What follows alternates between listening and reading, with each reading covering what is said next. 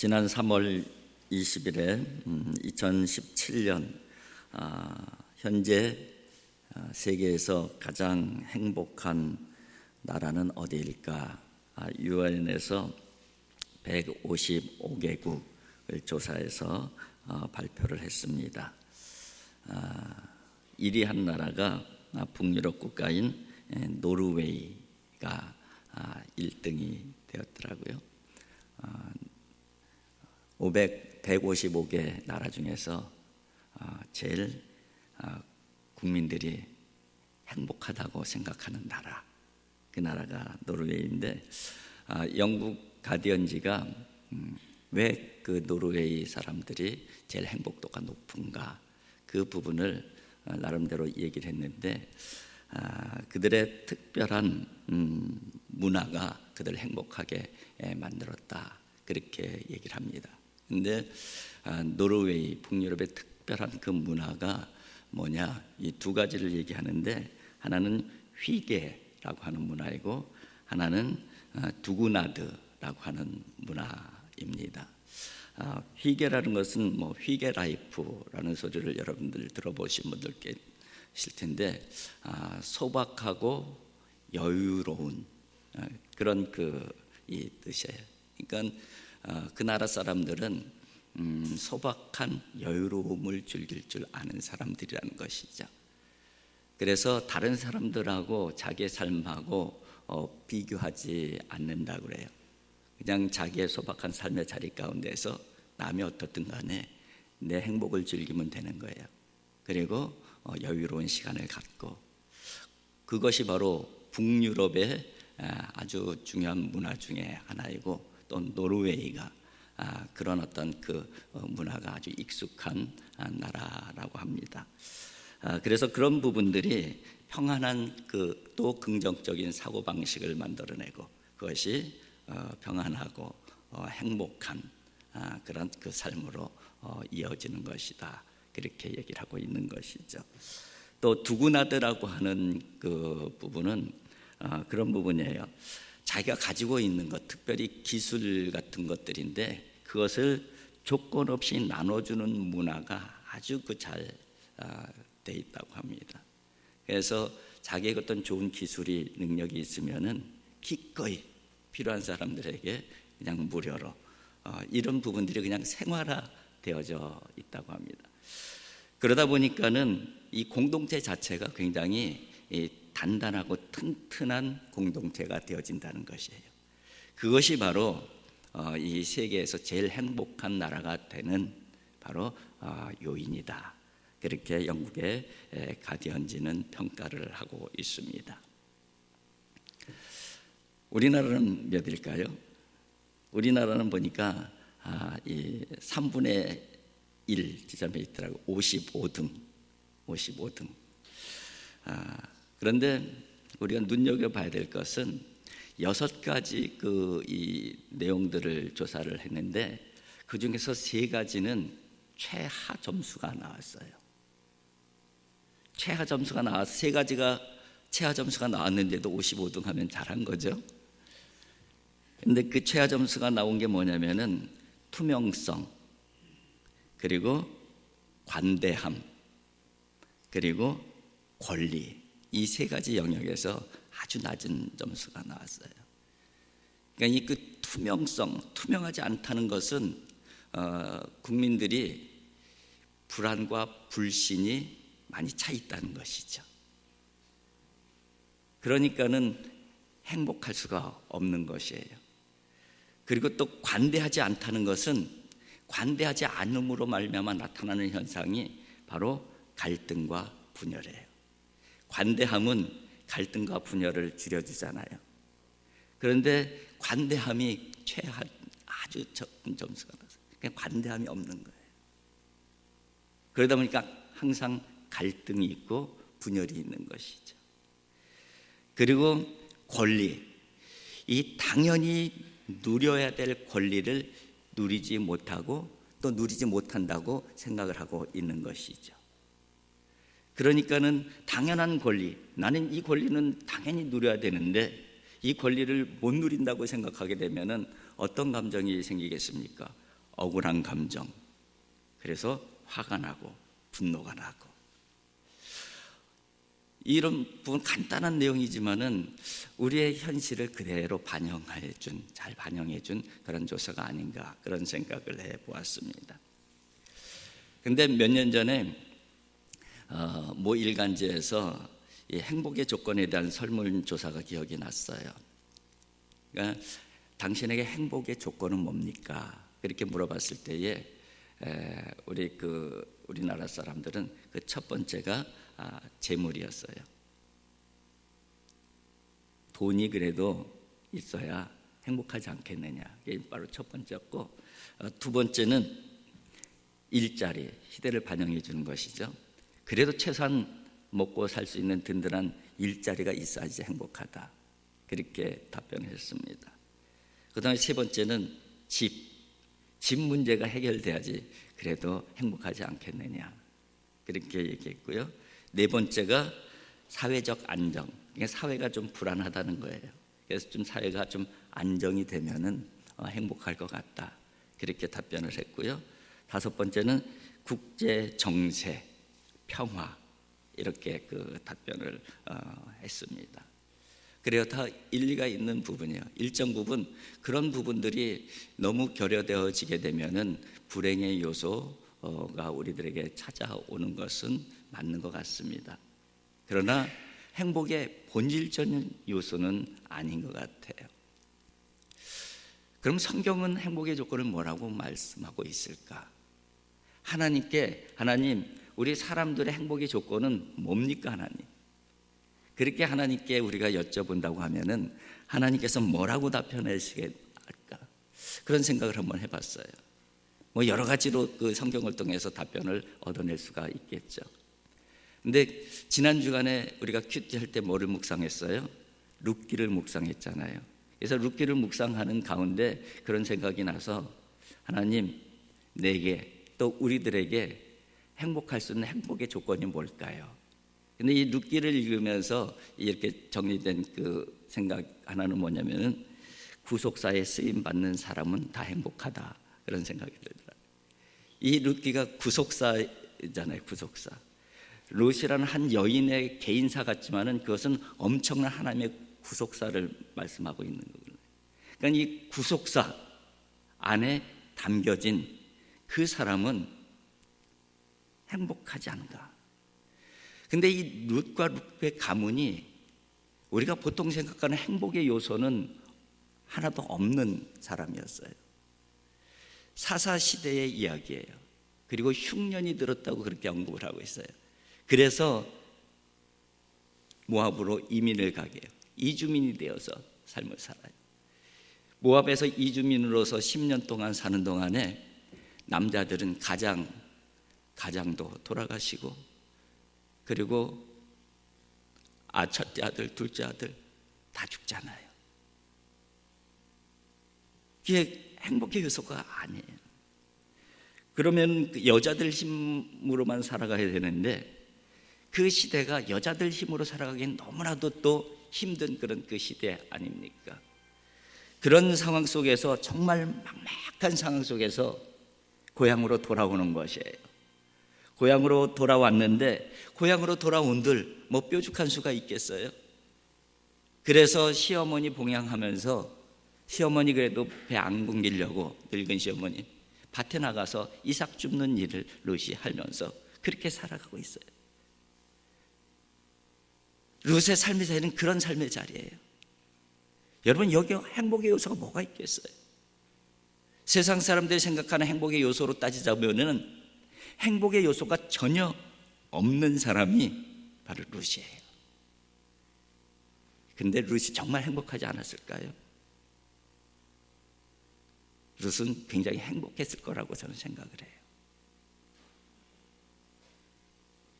그 이유를 저는 하나님의 구속사에 담겨져 있는 인생이기 때문에 그렇다, 그렇게 정리를 한번 해본 것입니다. 룻의 입장에 대해서 한번 생각을 해봤어요. 이 이방 여인이 얼마나 막막했을까. 유대 사회에서 이방 여인이라는 그 자체만으로도 힘들어요. 우리나라에도 이 동남아에서 온 그 여인들 보게 되면 참 힘들게 사는 사람들이 많잖아요. 그 차별이 많잖아요. 차별을 안 한다고 하지만은 많은 차별들이 있어서 얼마나 힘든 삶을 살아갑니까? 지금 루시 그런 삶을 사는 거예요. 거기다가 남편도 없어요. 거기다가 경제적 기반도 없어요. 가문은 다 몰락했어요. 뭐 희망이 있어요? 희망이 없죠. 그런데 그 룻이 하나님의 구속사의 중심에 서 있다는 거예요. 물론 룻은 그 사실을 인지하지는 못했을 거예요.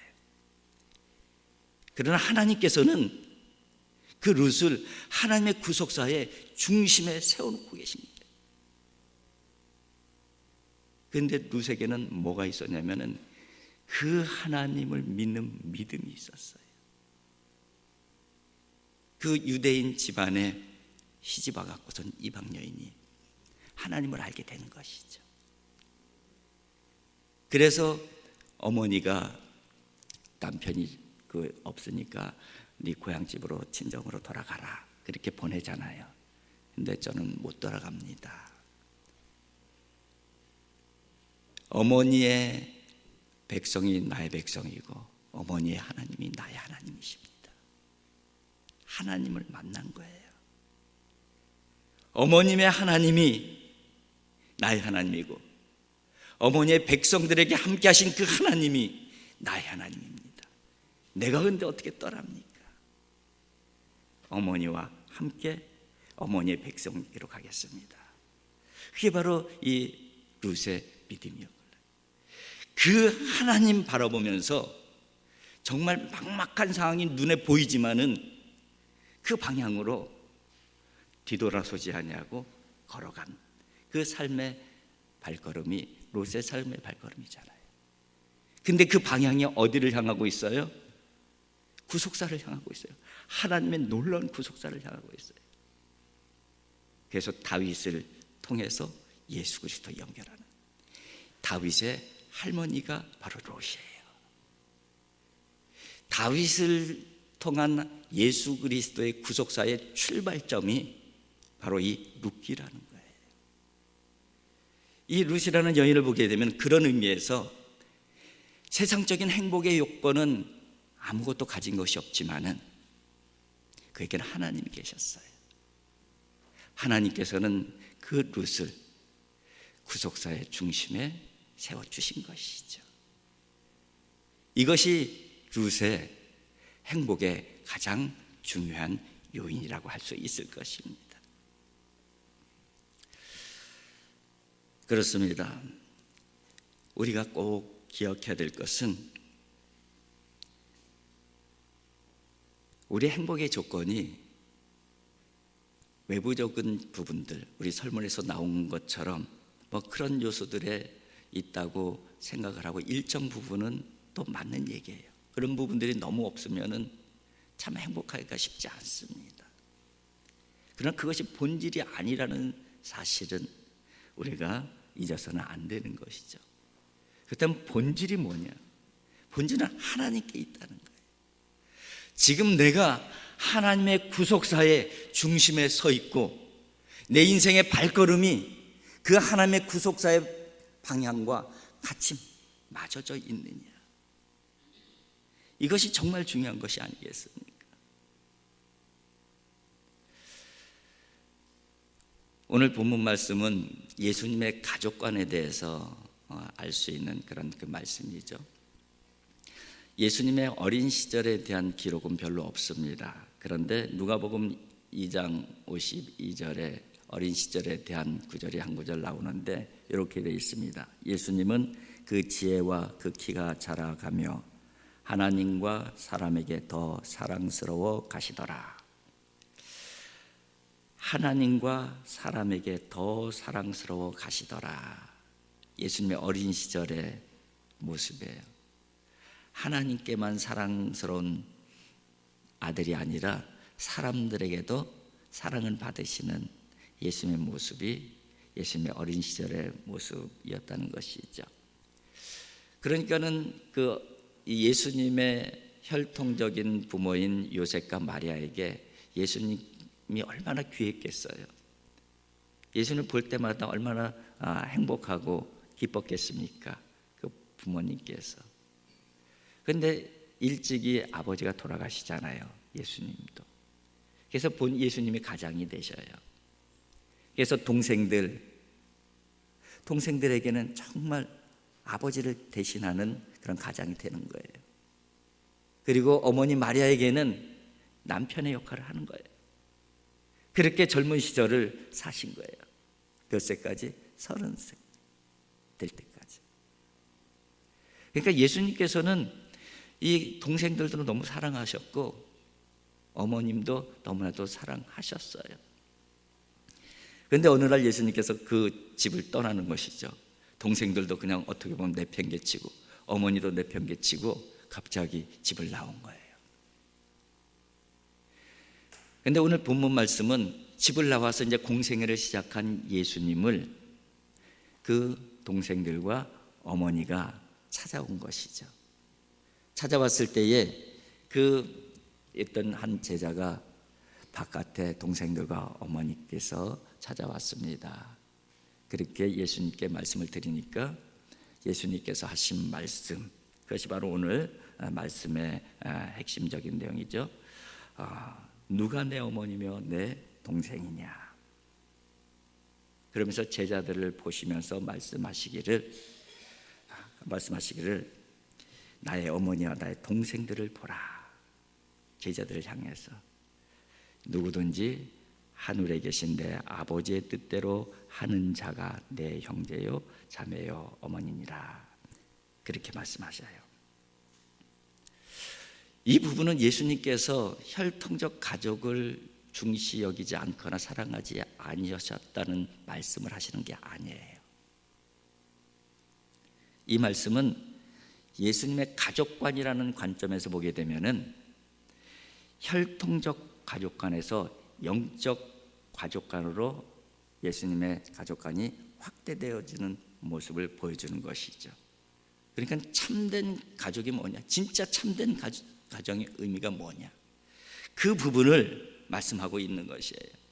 그래서 궁극적으로 참된 가족은 하늘에 계신 아버지의 뜻 안에 들어와야지 그것이 참된 가족이 되어질 수 있다는 거예요. 결국 어떻게 돼요? 예수님의 동생들과 어머니가 결국은 하나님의 뜻 안으로 들어오잖아요. 예수님께서 가장이 되어서 동생들과 어머니를 사랑하셨던 그 시절이 동생들에게 더 행복한 시절이었을까요? 아니면 예수님의 제자가 나중에 다 되잖아요. 그리고 그 중에서 한 명인 야고보와 같은 경우는 초대교회의 핵심적인 이 사역자가 되어져요.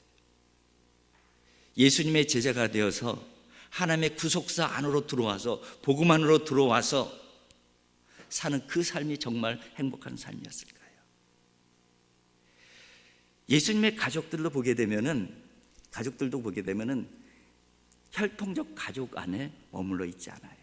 혈통적 가족은 그대로 있지만은 그 귀함과 그 가치성은 그대로 있지만은 이 혈통적 가족이 하나님의 구속사 안으로 들어올 때에 진정한 가족의 의미가 살아나는 것이죠.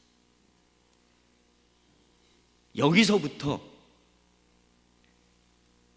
나만의 사랑, 우리만의 사랑이 얼로 확장이 되어지는 거예요. 나만의 사랑이란 울타리를 넘어서서 우리 모두로 확장이 되어지는 것이에요. 그 역사가 바로 하나님의 사랑의 역사인 것이죠. 오늘 본문 말씀은 그 부분을 보여주는 말씀이라고 이해할 수가 있습니다. 한번 오늘 본문을 통해서 스스로에게 질문을 던져볼 것은 이런 질문을 던져봤으면 좋겠습니다. 나는, 내 가정은, 나는 정말 내 가정의 행복의 조건이 뭐라고 생각하는가? 나는 내 가족들의 행복의 조건이 뭐가 있으면 내 가족들이, 내 자녀들이, 내 부모님이 정말 행복할 거라고 생각하는가? 이 질문을 한번 던져볼 필요가 있어요. 그것에 대한 정답은, 하나님께서 가르쳐 주신 정답은 네 삶이, 네 가정의 삶이 하나님의 구속사 안으로 들어와야 거기에 진정한 행복이 있다. 그렇게 답변하시지 않겠습니까? 우리가 어떤 기도를 해야 돼요? 가정을 위해서. 하나님, 우리 가정이 하나님의 구속사에 쓰임받는 가정이 되게 해주세요. 내 자녀들이 하나님의 구속사에 한 중심에 세워진 롯과 같은 사람들 되게 해주세요. 이게 정말 내 자녀들을, 내 가족들을 위한 기도가 아니겠어요? 하나님의 구속사 안에만 세워져 있다고 하면은 세상이 얘기하고 있는 그 행복의 조건, 그것이 설사 없다 할지라도, 결여된다 할지라도 그 믿음이 있게 되면은,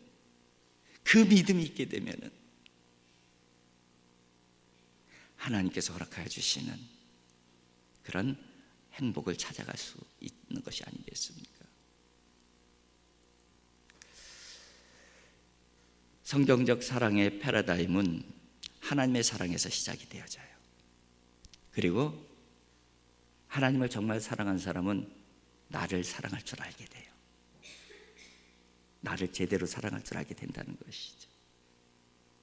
그리고 하나님을 사랑하고 나를 정말 사랑하게 되면은 그 다음에 그것이 어디로 향해요? 이웃에게로 향하게 되어졌어요. 이것이 구속사 안에 담겨져 있는 하나님의 사랑의 패러다임이에요. 그러니까 사랑 얘기할 때 그냥 내 개인적인 사랑, 내 개인의 삶 안에 갇혀져 있는 사랑, 이것만 얘기해서는 성경적 사랑도 아니고 하나님께서 원하시는 사랑도 아니고 사랑의 진실한 열매가 맺혀지는 사랑도 아니에요. 성경적 사랑은 뭐냐? 하나님의 사랑에서 시작이 되어져요. 그리고 나를 정말 사랑할 줄 알아야 돼요. 형편과 상황이 어떻든 간에 하나님을 사랑하게 되면 나를 사랑하게 되어져 있어요. 그리고 바르게 나를 사랑하는 사람은 또 내 몸을 사랑하는 것처럼 그 사랑이 이웃에게로 향하게 되어져 있는 것이죠. 우리 자녀들에게, 오늘 어린이 주일인데 우리 자녀들에게 가르쳐야 되는 것들이, 보여줘야 되는 것들이 바로 이런 것이라는 것이죠. 하나님의 사랑이 무엇인지 가르쳐주고 보여줘야 되는 거예요. 그러기 위해선 내가 하나님의 사랑을 알아야 되고 받아야 되고 하나님을 사랑해야 되고, 그리고 그 사랑으로 나를 사랑하고, 그리고 이웃을 바라볼 때에 그 이웃이 나의 경쟁자가 아니라, 나의 대적자가 아니라 정말 내가 품어야 될 이웃이고, 그것이 바로 성경에 나오는 사랑의 모습이고, 그 사랑이 담겨져 있는 삶은 행복한 삶으로 이어지는 삶이 되어질 수가 있는 것이죠. 바로 그런 삶이 하나님께서 우리들에게 원하시는 그런 삶이라고 생각이 되어집니다. 자기만의 사랑의 울타리를 넘어서 이웃에게로 확장되어지는 그 사랑이 구속사 안에 담겨져 있는 사랑, 하나님의 뜻 안에 담겨져 있는 사랑인 것이죠. 바로 이런 사랑이 저와 여러분들에게 있기를 주님의 이름으로 축복을 드립니다. 바로 이런 사랑을 실제 살아낸 한 목사님의 사례를 우리 제가 영상을, 그 삶을 살아가고 있는 목사님의 영상을 하나 보여드리려고 했는데 영상이 안 된다고 하네요. 보실 분들은 2부 예배 때는 나올지 모르니까 2부 예배 때 나와서 보면 되겠습니다. 그렇습니다. 우리만의 사랑이 모두의 사랑으로 확장되어지는 하나님의 사랑을 이뤄가는 하나님의 구속사의 주인공들이 꼭 되어질 수 있기를 주님의 이름으로 축복을 드립니다.